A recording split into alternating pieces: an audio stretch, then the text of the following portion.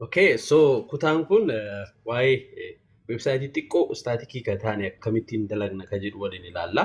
Keessattuu weebsaayitii dhumataa otoo hin taane konseptii haayiperliinkii fi imeejii orgaanaayizeshinii akkamittiin ilaallaa kan jedhu jalqabaan madhumaatti piraaktikaalii waliin dalagnee ilaallaa jechuudha. So maal hojjechuuf deemna kan jedhu bifa salphaan dura isinitti agarsiisuu fi koodiituun eegaliin dura kan nun dalaguuf deemnu banee isinitti agarsiisu.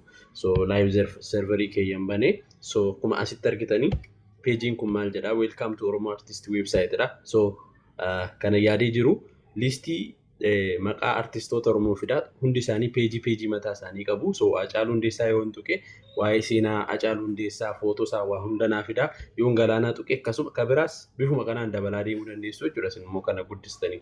So linkiin kun gaamma Hacaaluu Hundeessaa jira. So amma indeksii irra jirra. Kana yoon tuqe fuula Hacaaluutti nageesse jechuudha. Kanumaan lookaalii biildi goone so waa'ee isaa footoosaa wanni biraan viidiyoonis yoo jiraate asirratti hin beergoonee dabaluu dandeenya jechuudha. So wanna biraas asuma irratti bifa kanaan dalaguun ni danda'ama jechuudha. So teellaatti hin deebise galaanaa innaan immoo gara galaanaa fakkeenyaaf footoosaa qofa barbaanne taanaan gara galaanaatti nu geesse jechuudha. So wanta akkasii dalaguuf deemnaa jalqabaa kaanee namni tokko fuulii weebsaayitiin divilooppii godha yoo jedhe maalirraa ka'ee garamitti deema ka jedhu wantoota kanaan dura babbarattan ani isin barsiise irratti hundoofne isaanumaan fayyadamnee hojjennaa jechuudha. So wanta kompleksii miti beezikii hojjennaa garuu kanuma guddisaa deemnaa jechuudha. Boodattis akka waannaa piroojeektiitti kana fayyadamna waan ta'eef jalqabaa madhumaatti akka hordoftan isin afeeraa jechuudha. So kana nan cufaa. So piroojeektii fedhe hojjechuu fi jalqabaa fooldarii qopheessuu qabna wantooti nuun achi keessa keenyu jechuudha. Weebsaayitii maaliif faayila sana waan hundaa bifa sanaan orgaanaayiz goona waan ta'eef folderiin dirqama nu barbaachisaa jechuudha. Sanaafuu folderii tokko bakka fedhe kaa'achuu dandeenya. Fakkeenyaaf deeskitooppii kanarraa new folder jedheen fakkeenyaaf Oro Artist jedheen kireetii gochuu deema. Oro Artist. So kana keessatti waan hundumaa orgaanaayiz godhadhe kaa'achuu barbaada. Achi keessa immoo maaltu jiraachuu danda'a? Suuraan jiraachuu danda'a yeroo orgaanaayiz goonu jechuudha. Sanaafuu folderii kanan banee as keessatti risoorsii qabnullee bifa gaarii ta'een kaa'uu qabna. Bakka argine battannee kaa'uu hin qabnu jechuudha. So isa fakkii ta'e suuraa image ka jedhu suurota as keenyannaa. Isa peejii ta'e suuraa peejii keessa keenya. HTML peejii yoo ta'e style sheet yookaan immoo wantoota kalarii wanna adda addaa wanta itti specify goonu yoo jiraate immoo CSS ni kaa'anna jechuudha. So bifa kanaan organize yoo goone manage gochuuf illee nu salphata jechuudha. So amma waa'ee folderii fixeera nan cufa asitti lammata deebinee dhufnu garuu booda koppii goonee web serveritti fudhachuu deemna yoo ta'e sana keessa bifa kanaan organize gochuu qabna jechuudha.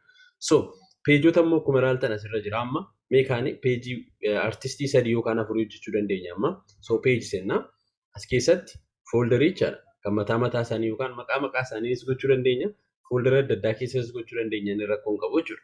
So qofaatti kan nama tokko gochuu barbaanne ta'e maqaa isaanii kireetii goona. Bifa sanaan deemuu dandeenya yookaan immoo faayila sana rename goonee bifa sanaan akka deemu gochuu dandeenya jechuudha. So amma salphisnee maa ilaallu simple page wanna ta'eef warri kun gahaadha ammaaf jechuudha. So maalan godhaa warra asirra jiru nan balleessaa. File jedheen open folder in jedha yookaan add folder to the workspace in jedha asiitiin isa nama create godhe biran naqaa jechuudha. So maqaan folderichaa maalidha? Oro Artistidha. Kana add in jedhee jechuudha. So automatically akkuma argitan folder structuring kun dhufe kana yeroodhaaf irraan remove godha. So folderii keenya keessa waa meeqa jira? Peejooti jiru. Bakki itti folder image kaa'annu jira. Bakki itti CSS kaa'annu jira. So amma gaa resource nu barbaachisan maal fa'i? Fakkeenyaaf kana Hacaaluu hojjenna yoo ta'e already suuraa Hacaaluu download godheen jira. Saniifuu suman fudha kana Hacaaluu ka Hacaaluu jedhu asirraati meerree I think injiru fakkaata. So ka Hacaaluu sana nan buusa rakkoon qabu asirraa internet irra Hacaaluu Hundeessaa image yoon jedhe bifa salphaanii asirraa jira. So fakkii kana save in jedha. Yoon barbaade kallattumaan folderii sana isa amma kireetii goone keessa akka deemu yookaan immoo daawunloodii keessa godhuu nan danda'a. So salphisuudhaaf asumaaniin Oro Artist jedhee achi keessa image so file name isaa immoo consistent akka ta'uu fi kana Hacaaluun jedha. Hacaaluu _1 isa jalqaba footoo biraas dabaluu dandeenya waan ta'eef tokko. Amma immoo asitti eebbisaa addunyaa jechuun hin danda'a. Image asii suuraa eebbisaa addunyaa keessaa tokko filannaa. So maybe gargaashaan mul'atu save image. So kuni eebbisaa addunyaan jedhee seeviin godhee sadaffaa Alii Birraatti dabalee isa kan immoo baay'isuu dandeessu waan ta'eef ofii keessaniin Alii Birraa image. So Alii Birraa dardaraa kana namni hundumtuu beeku. Save image. So kun image miti. So let me find the best one.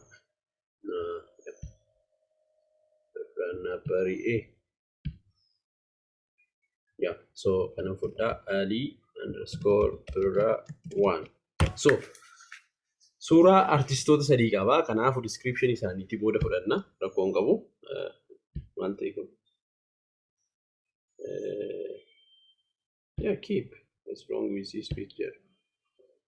Yookiin xiqqaattee xiqqoo suuraan kun anyways ni ilaalla booda yoo itti deebina waan ta'eef rakkoon qabu. So amma gara koodiitti deebina gama. So what do we need now is that we need to have an index page. Page nu barbaachisa. So kana refresh yoo goone imeejoota amma as gidi keessaa ni arganna. Asii automatically upload godha waan ta'eef amma ga bakka ka'umsaa yookaan index page nu barbaachisa. So new file hin jedha. So index.html. So index HTML qaba. So fuula ka'umsaa nu hojjechuu deema. So HTML template isaa kan nuuf innaa uumuu fi kutaa biraa irratti dubbanneera waa'ee kana. So kallattiidhaan asii waan jijjiiruu hin jiru ammaa fi booda yoo cascading style sheet yeroo itti daballu qofa headii keessatti daballa. Ammaaf nu ga'a. So amma gaa headingii dabaleen welcome kan jedhuun barreessa. Welcome to Oromo Artist website. Tokkodha. Saboda maqaa isaaniin gadi tarreessinaa jira. H maybe heading 3 fayyadamee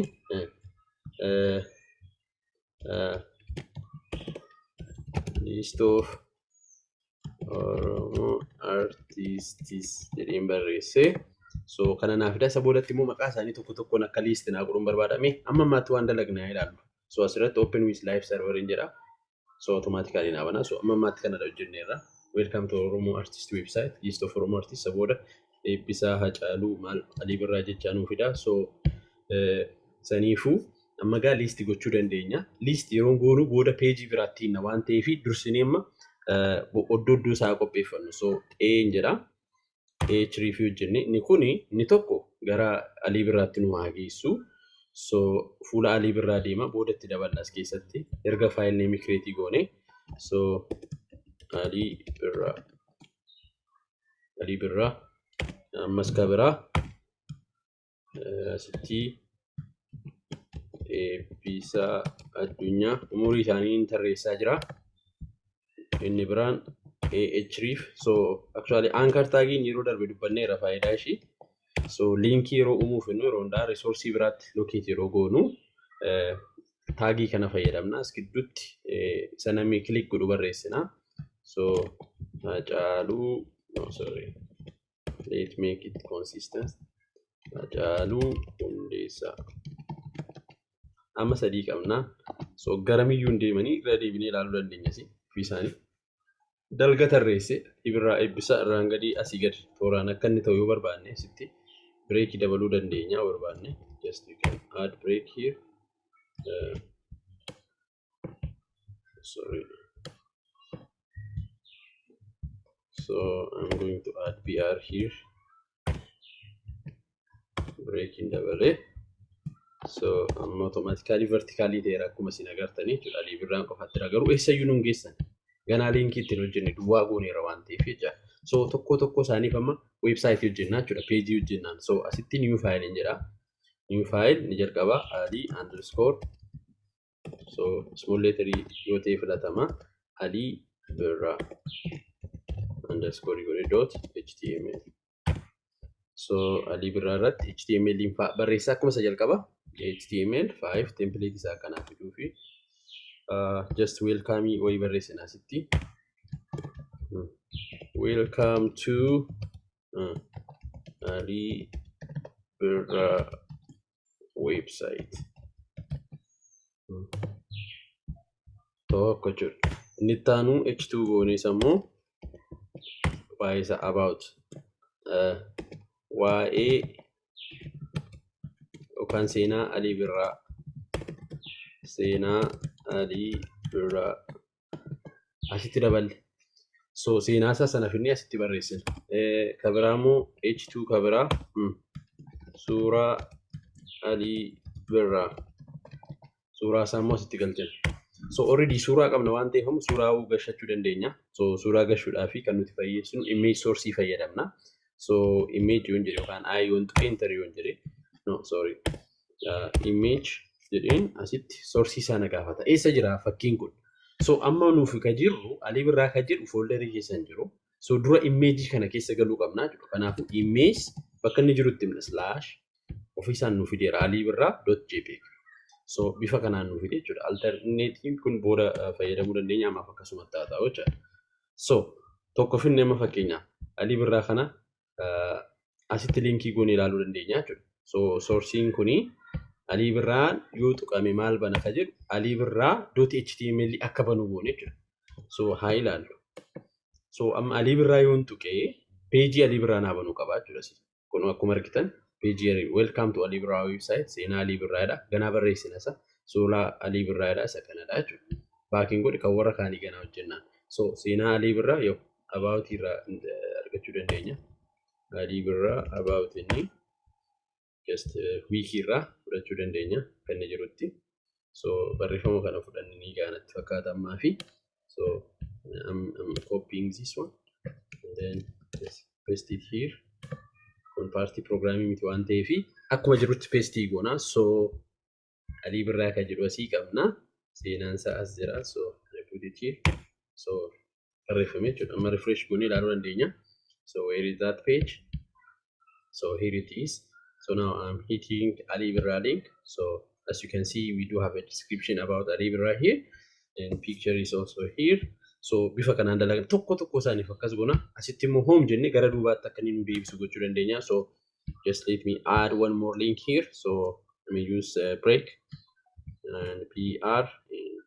Yeah. So break again asitti href tokko dabala jechuudha. So gara isa jalqabaatti akka na deebisu. So inni jalqabaa sun eessa ragaa amma folderii no okay asirratti wanta nu rakkisuu hin qabu. So kallattumaan index.html. So home ka jettu yoo xunne gara teellaatti nu akka inni teellaatti nu deebisuuf jechuudha. Isinitti agarsiisuuf amma Alii Birraan tuqee home yeroo jedhu gara manaatti na deebisaa jira jechuudha. Fuulduratti dudduubatti akka deebi'uuf jechuudha wanna biraan qabu. So let's do it for Eebbisaa Addunyaa. So isaafis akkasuma suuraa qabna. So wanti jijjiiramu xiqqoo waan ta'eef copy paste yoo goone nu salphata. Alii Birraa isa jedhu kana copy godheen paste godha. Paste isa tokko Hacaaluun jedha. Hacaaluu underscore Hundeessaa. Isa tokko immoo Eebbisaa Addunyaan jedha asitti. So Eebbisaa Addunyaa. Then content isaa qofa modify godha jechuudha. So fakkeenyaaf kana Hacaaluu jijjiiruudhaaf jijjiirreen Eebbisaa Alii okay Hacaaluu barreesseen ture. Okay, let's do it again. Hacaaluu just Hacaaluu.html qabna. So Hacaaluu.html kana so jechootuma kana qofan jijjiirama waan biraan jiru. Welcome to Hacaaluu Hundeessaa website. So seenaa Hacaaluu Hundeessaa asiin qaba. So kanan replacing godha jechuudha. Kuni kan Alii Birraati waan ta'eef mousing kiyya na diduu jirti. Maal ta'e kun jira. So let me use the mouse. Yeah. Touchpad in edit ifama. Yeah. So balleesse akka sheettu suuraa Hacaaluu Hundeessaa asitti image Hacaaluun godha jechuudha waan biraan jiru. Hacaaluu. Bakka. Amma gaa seenaa Hacaaluu sirraa Google irraan fudhaa bakka biraan. About Hacaaluu Hundeessaa. Asumarra wanta jirtu xiqqoo isheen copy godha. So wiki irra jira. So page kana copying godhe. So asitti paste godhe. Done. waa'ee Hacaaluu xumurre jechuudha. So kanaaf eebbisaa addunyaadha. Ka isaas akkasuma welcome to eebbisaa addunyaa website seenaa eebbisaa addunyaa. Then I need to get rid of this. Come on. Touch in the detail. Come on. Then seenaa eebbisaa suuraa eebbisaa addunyaa.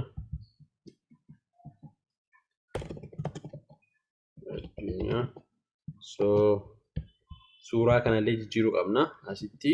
Sorry. Eebbisaa addunyaa suuraan sirratti amma description eebbisaa addunyaa qofa fiduun nu hafe. So who is eebbisaa addunyaa? Then I'm going to copy the description about him. Here it is. So paste it here. Done. So amma finne jechuudha website hojjenne. So amma kallattumaan gara koodii kanatti ammaaf hin deebinu. So gara kan already refresh ta'eera. Amma Alii Birraa yoo hin jedhee gara Alii Birraa na geessa. Waa'ee Alii Birraa natti himaa. Footoon isaa jira. Home yoo hin jedhee na deebisa. Eebbisaa addunyaa yoo hin jedhee something is wrong. Okay. Linkiin gooneef kanaafi. So indexii keessatti bakka kanatti hin barreessi waan anafeefi eebbisaa addunyaa kana Hacaalus akkasuma Hacaaluu hojjeta. So now it works. Amma hojjeta. So eebbisaa addunyaa yoo xiqqee akkuma argitan eebbisaa addunyaa naaf fideera jechuudha. Welcome to eebbisaa addunyaa website seenaa eebbisaa addunyaa jedha. Then back yoo hin jedhee Hacaaluu yoo hin jedhee amma waa'ee Hacaaluu fidaa asirratti akkuma argitanii as hoomiin jirti. Hoomiin na deebisti. Alii Birraa yoo hin jedhe Alii Birraa home amma kana hunda argaa jirtu jechuudha. So bifa kanaanii websaayitii linkii goonee daayinaamikaalii websaayitii guddaa hojjechuu dandeenya jechuudha. Konseptiin jiru asitti amma waa'ee bareedinaa keer godhaan jiru asitti viidiyoo kanarratti isatti deemna. Waa'ee staayil shiitii fayyadamneeti. Fakkeenyaaf asitti ilaala. Footoon eebbisaa addunyaa asitti baay'ee guddaadha. Kan Alii Birraa immoo xiqqoodha. Kanaafuu websaayitiin keenya konsistenti ta'uu qaba. Kalariin isaa, imeejiin nuti fayyadamnu, kwaalitiin isaa, saayiziin isaa bakka inni taa'ullee wal fakkaachuu qaban. So isa maaliin handle goona? Cascading style sheet kan jedhamu jira. Waxxi yookaan kalarii, saayizii wanna wal fakkaataa ta'e iddoo tokkotti define goone wanti suni seerri suni hunda isaanii irratti immoo akka apply ta'u goona jechuudha. Saniif viidiyoo sa'attaanu keessatti isuma kana assignmentii kana bareechinee cascading style sheet fayyadamni akkaataan taa'umsa kana viidiyootti daballee waliin hojjennee ilaalla. Ammasittuu nagaan turaa hiriyoota keessaniifis qooda. Hyperlinkiin akkaataa akkamiin akka hojjetamu piroojeektii yeroo hundaa hojjechuu deemnu fooldarii isaa faayila isaa akkamitti akka structure goonu waliin ilaallee jirra. So viidiyoota darban warri haaraa seentan Click with Gaaddisaarra websaayitii hojjechuu qofatu hin taane Android programming, Python programming, C++ programming, Java akkasumas immoo waa'ee computer maintenance irratti viidiyoon hedduun gadhiifamanii waan jiranii fi achirraa daawwachuu dandeessu. So gaaffii yoo qabaattan achuma irratti koomentii godha. Soorsii kanas karaa machiin sheerii isinii godha. Ammasittuu nagaan turaan jedha.